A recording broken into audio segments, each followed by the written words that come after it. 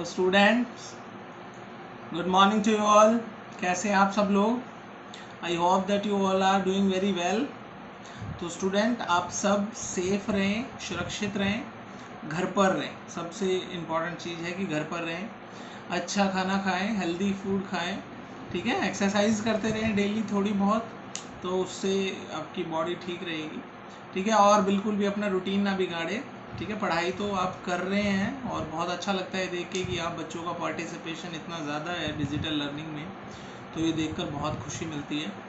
और आप लोग काफ़ी अच्छा रिस्पॉन्स कर रहे हो वीडियो लेक्चर्स का, तो ये भी बहुत अच्छा लगता है देख के। तो यही आई होप कि आगे भी मेंटेन रहेगा ऐसा ही, और बिल्कुल भी सिलेबस या किसी पढ़ाई के मैटर या कंटेंट के बारे में टेंशन आप ना लें, ठीक है ना। वो सब हम पर छोड़ दें, ठीक है। आप बस जो करवाया जा रहा है आपके स्कूल से वो करते रहें, वीडियो लेक्चर्स में जो होता है वो करते रहें, बस होमवर्क करते रहें अपना टाइम टू टाइम। बस यही आपकी तरफ से हम चाहते हैं। चलो इसको है ना, अब हम न्यूमेरिकल से समझते हैं। कैसे समझेंगे? कि कोई भी चीज़ है उसके प्राइस और क्वांटिटी मानते हैं। तो किसी भी चीज़ का प्राइस मान लो स्टूडेंट 5, कोई भी एक चीज़ थी उसका प्राइस 5 था और वो 10 यूनिट खरीदी जा रही थी, 10 यूनिट खरीदी जा रही थी और उसका प्राइस था 5।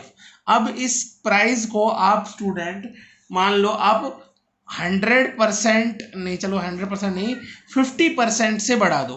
कितने से बढ़ा दो?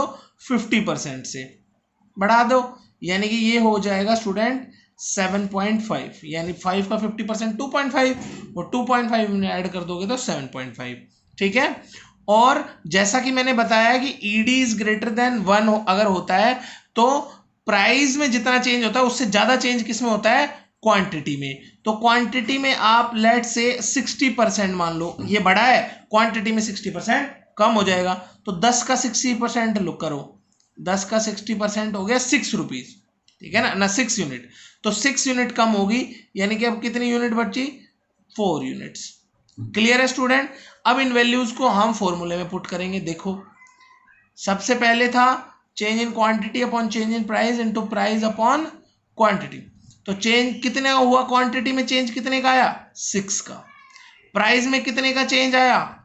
2.5 का, ठीक है ना। और भाई इनिशियल प्राइस था 5 और इनिशियल क्वांटिटी थी 10, ये 1 2, ठीक है। और भाई ये हो गया ऊपर 12/10, यानी कि आप देखो 1.2 आया। कितना आया? 1.2। 1 से ज्यादा है ना, 1 से ज्यादा है ना स्टूडेंट, इसलिए इस केस में कहते हैं कि ईडी इज ग्रेटर देन 1। क्या मतलब इसका? कि भाई प्राइस में जो चेंज होगा उससे ज्यादा चेंज होगा किसमें? क्वांटिटी में। Is it clear? अच्छा, अब अपनी फिफ्थ सिचुएशन की तरफ चलते हैं, जो कि इसकी इनवर्स है, जो कि इसकी इनवर्स है। फिफ्थ सिचुएशन इसकी इनवर्स है। जैसे कि हमने सेकंड सिचुएशन में क्या सीखा था? Perfectly in elastic demand, perfectly in elastic demand. तो फिफ्थ सिचुएशन में सिर्फ और सिर्फ क्या है? परफेक्टली हटा दो इन इलास्टिक डिमांड। और इन इलास्टिक डिमांड का मतलब है कि जो ईडी है वो लेस देन हमेशा क्या होगी? 1। बिल्कुल ऐसे ही जैसे पहले में हमने क्या सीखा, जिसमें ईडी ग्रेटर देन 1 था, वहां पर था कि भाई प्राइस में थोड़ा चेंज होगा और क्वांटिटी में हमेशा उससे ज्यादा, ठीक है। और इस केस में क्या होगा कि प्राइस में ज्यादा चेंज होगा और क्वांटिटी में कम। कि मान लो अगर प्राइस में 50% से चेंज आया, मतलब चाहे बढ़े चाहे घटे, तो क्वांटिटी में हमेशा 50% से कम का चेंज आएगा। जैसे आप पिछला एग्जांपल ले लो, प्राइस 5 रुपीज था और क्वांटिटी 10 यूनिट्स। क्लियर है स्टूडेंट? तो प्राइस में चेंज आया 50% से, प्राइस में चेंज आया 50% से, 50% चेंज आ गया प्राइस के अंदर, और इसकी वजह से क्या हो गया? 2.5 बढ़ गया, मतलब इंक्रीज बना रहा हूं मैं, बढ़ गया। और जब प्राइस बढ़ता है तो क्वांटिटी कम होती है, और क्वांटिटी में चेंज आया कम का। कितने का? 40% का, मान लो कम का, 50 से कम मान लो 40%, 40% यानी कि 4, यानी कि अब यूनिट कितनी होगी? 60। अब इसको फॉर्मूले में पुट कर दो, ED is equal to change in quantity upon change in price, price upon quantity. कितनी क्वांटिटी में चेंज आया है? 4 का चेंज आया है। प्राइस में कितने का चेंज आया है? 2.5 का चेंज आया है, ठीक है। Into initial price 5, initial quantity 10, तो ये 2.5 को इससे कर दूंगा 2, ठीक है, और भाई जैसे ये 5 और 4 को 5 से करेंगे तो 0.8 आएगा, यानी 0.8 1 से तो कम है, 0.8 1 से कम है स्टूडेंट, तो इस केस में ईडी हमेशा क्या होगा, लेस देन 1। इससे क्या समझते हो आप, इन इलास्टिक डिमांड में ईडी लेस देन 1 होगा। इसका मतलब ये है कि प्राइस में जितना चेंज होगा उससे कम चेंज होगा क्वांटिटी में, और ईडी अगर ग्रेटर देन 1 है तो उसका मतलब है कि प्राइस में जितना चेंज होगा उससे ज्यादा चेंज होगा क्वांटिटी में। तो आइए स्टूडेंट, अब मैंने आपको ये न्यूमेरिकली एक्सप्लेन करवाए हैं एक साथ, इसलिए क्योंकि आप पजल ना हो जाओ। अब हम इन्हें डायग्रामेटिकली तरीके से समझ लेते हैं।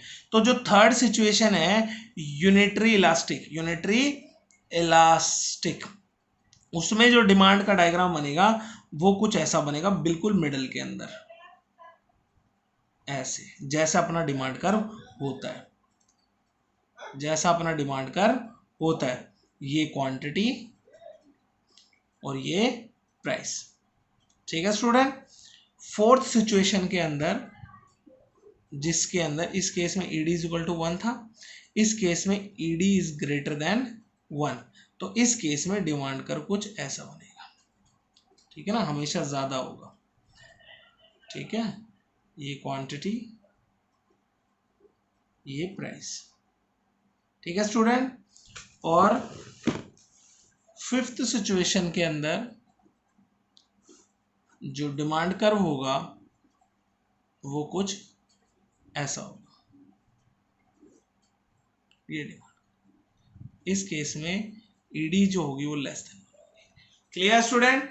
तो आपको जब भी कोई भी सिचुएशन, पांचों में से कोई भी सिचुएशन पूछ सकता है एग्जामिनर, पांचों एक साथ नहीं पूछेगा, पांचों में से या तो दो कोई सिचुएशन पूछ लेगा, ठीक है, या एक कोई एक्सप्लेन करने को बोल देगा। तो उसमें क्या है कि सबसे पहले आपको उसे थ्योरेटिकली एक्सप्लेन करना है, फिर आपको प्रैक्टिकल करके दिखाना है, कोई भी एग्जांपल लेके, जैसे मैंने अभी आपको दिखाया, फिर उसके बाद आपने डायग्राम बनाया। भाई रूल मैंने आपको समझा रखा है इको का, अगर एग्जामिनेशन के अंदर एग्जामिनर जो क्वेश्चन के अंदर अगर क्वेश्चन कहे कि डायग्राम बनाओ तो बनाना ही है, और अगर क्वेश्चन ना भी कहे और उसका कोई डायग्राम है तो आपने अंडरस्टूड सी बात है बनाना है, ये एक्सक्यूज नहीं देना है कि जी क्वेश्चन में तो कहा ही नहीं था मैं क्यों बनाऊं, ठीक है ना बेटा। तो हमेशा इको का ये रूल है, अगर उस कॉन्सेप्ट का डायग्राम है तो हर स्टूडेंट को उसका डायग्राम बनाना है, बशर्ते वो क्वेश्चन 1 नंबर का या एमसीक्यू टाइप का नहीं होना चाहिए। मतलब बेटा 1 नंबर में आप थ्योरी भी लिखोगे और डायग्राम भी बनाओगे तो आपको मतलब वेस्टेज है वो, ठीक है ना।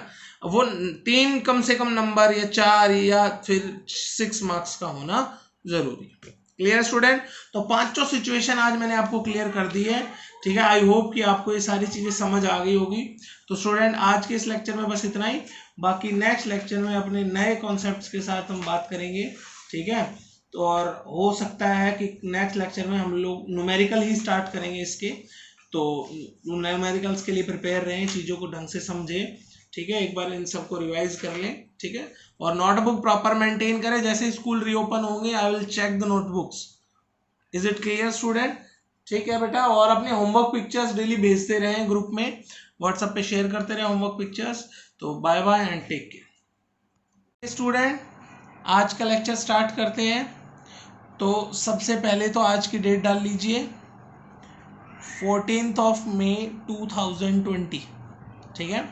चैप्टर नंबर 6 चल रहा है, price elasticity of demand, price elasticity of demand. और इसके अंदर लास्ट लेक्चर में हम लोगों ने डिस्कस करा था different situations of elasticity of demand, कि इलास्टिसिटी ऑफ डिमांड की डिफरेंट सिचुएशंस थी, ठीक है। मैंने आपको बताया था कि स्टूडेंट 3 सिचुएशंस तो आपको बुक में नजर आएगी, चौथी और पांचवी, यानी कि 2 सिचुएशंस मैं अपनी तरफ से आपको एक्सप्लेन करूंगा, और बहुत ज़रूरी भी है आपके सिलेबस में और ज़रूरी भी है।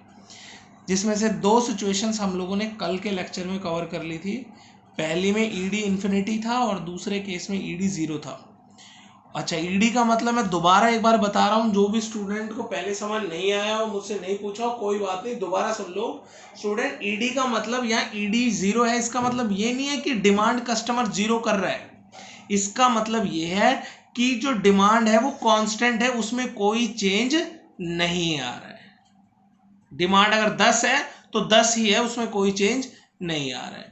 और डिमांड अगर इन्फिनिटी है, मतलब ईडी अगर इन्फिनिटी है, तो इसका मतलब ये है कि इसमें बहुत सारा चेंज आ रहा है, नोटिस ही नहीं हो पा रहा, ठीक है ना, मेजर ही नहीं हो पा रहा, इसलिए इसे इन्फिनिटी बोलेंगे। तो आज का जो तीसरा केस है स्टूडेंट, वो बहुत ज्यादा इंपॉर्टेंट हो जाता है, और उसको ढंग से समझे आप लोग, ठीक है ना, उसको ढंग से समझना होगा आप लोगों ने। वो क्या है आज का केस? थर्ड केस की मैं बात कर रहा हूं, उसका नाम है unitary elastic demand. Unitary elastic demand, unitary का मतलब होता है स्टूडेंट यूनिट, सिंगल यूनिट, ठीक है ना। यूनिटरी का मतलब होता है सिंगल यूनिट, और सिंगल मतलब वन। तो इसका कहने का मतलब है कि ईडी की वैल्यू इस केस में क्या होगी? वन। अब वन का मतलब फिर से वही, कि इसका मतलब ये नहीं कि कंज्यूमर एक क्वांटिटी कंज्यूम कर रहा है या परचेज कर रहा है।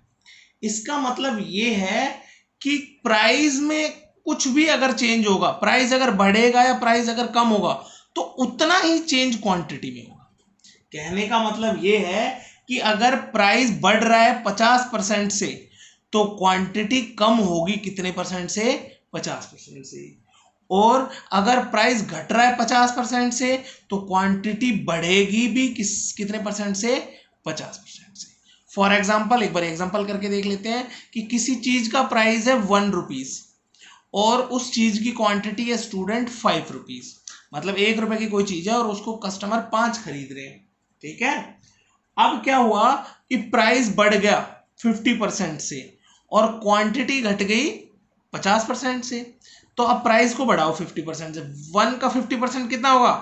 0.5, यानी अब प्राइस हो गया 1.5। भाई 1 का 50% होता है स्टूडेंट 0.5, ठीक है ना। 0.5 इसमें ऐड कर दो आप, तो नया प्राइस हो गया 1.5, प्राइस बढ़ गया। ऐसे ही क्वांटिटी का 50% कितना होगा? 5 का 50% कितना होगा? 2.5, 2.5। 2.5 इसमें से कम कर दो, तो अब क्वांटिटी कितनी हो गई? 2.5। अच्छा, अब इन्हें फॉर्मूले में पुट करते हैं हम लोग, समझना आप बात को। फॉर्मूला क्या था? Change in quantity upon change in price into price upon quantity, यही फॉर्मूला था स्टूडेंट। तो कितना चेंज आया क्वांटिटी में? क्वांटिटी में चेंज आया 2.5 का। कितने का चेंज आया? 2.5 का। तो 2.5 का चेंज आया, तो मैंने 2.5 लिख दिया यहाँ पे, क्लियर है। अच्छा, प्राइस में कितने का चेंज आया? 0.5 का, तो 0.5 मैंने यहां लिख दिया। पी यानी इनिशियल प्राइस, इनिशियल पहले प्राइस कितना था? 1, तो 1 लिख दिया मैंने। और क्यू यानी कि इनिशियल क्वांटिटी कितनी थी? 5, मैंने यहाँ 5 लिख दिया। ये डेसिमल से डेसिमल हटा लिया मैंने, 5 ऐसे कर सकता हूं मैं, डिवाइड कर दिया 25 को 5 से, तो 5 आ गए, और 5 को 5 से काट दिया तो 1 बचा, यानी ईडी इज इक्वल टू कितना है स्टूडेंट? 1, ठीक है ना स्टूडेंट। क्लियर हुआ ये? कि आप समझो कि ईडी 1 का मतलब है कि जितना प्राइस में चेंज हो रहा है, जितने परसेंट से प्राइस में चेंज हो रहा है, उतने ही परसेंट से क्वांटिटी में भी चेंज होगा, इसलिए 1 है। Clear student? अच्छा, अब बात करते हैं अपना फोर्थ सिचुएशन के बारे में। भाई फोर्थ सिचुएशन के बारे में बात करते हैं। अच्छा, पहली सिचुएशन याद करो स्टूडेंट, पहली सिचुएशन का नाम क्या था? पहली सिचुएशन का नाम था perfectly elastic demand. Perfectly elastic demand, यानी जो डिमांड थी वो परफेक्टली इलास्टिक थी, यानी कि चेंज हो रही थी, बढ़ रही थी बहुत ज्यादा, ठीक है ना, बढ़ रही थी। प्राइस थोड़ा सा बढ़ रहा था पर डिमांड बहुत बढ़ रही थी। परफेक्टली इलास्टिक कहने का मतलब है प्राइस कांस्टेंट था लेकिन डिमांड बहुत ज्यादा बढ़ रही थी। लेकिन अगर मैं ये वर्ड हटा दूं परफेक्टली, तो फोर्थ सिचुएशन बन जाती है जिसका नाम है स्टूडेंट इलास्टिक डिमांड। क्या है नाम इसका? इलास्टिक डिमांड, सिर्फ इलास्टिक डिमांड। इस केस में क्या है कि जो ईडी की वैल्यू होगी वो हमेशा ग्रेटर देन क्या होगी? 1। क्या मतलब इस बात का? इस बात का ये मतलब है कि प्राइस में अगर चेंज आएगा 50% से, तो हमेशा क्वांटिटी में इससे ज्यादा चेंज आएगा, चाहे 51 का चेंज आए पर हमेशा इससे ज्यादा चेंज आएगा। Clear student?